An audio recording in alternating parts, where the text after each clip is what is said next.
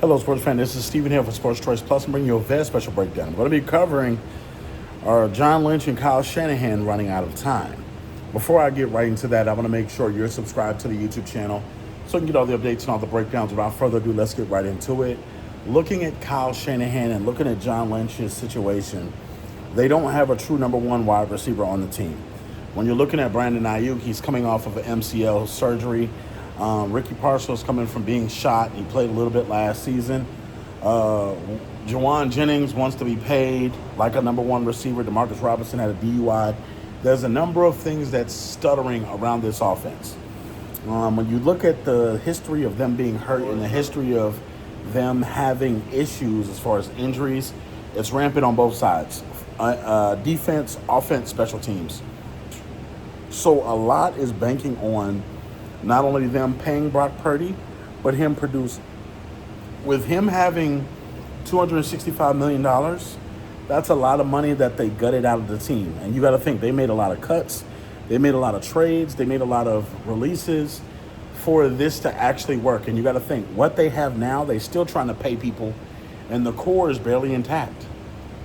I think that being in the Super Bowl conversation is a lot to ask year in and year out, because they're constantly retooling, they're constantly rebuilding, they're constantly putting all the chips in the table. And if that doesn't work, then what? You got to remember, they did draft a quarterback just a couple of years ago in the top 5, in the top overall 5 picks. That was saved essentially by Brock Purdy being who he was. But you got to think, the fan base still wants a Super Bowl. They still clamor for the Super Bowl. They still want what they haven't had in so many years. So you got to ask yourself, is this 49ers team window open for a championship, or is it closing? Even as Brock Purdy as their quarterback. And you got to think about this. You have the line that you want, somewhat. You have the tight end that you want.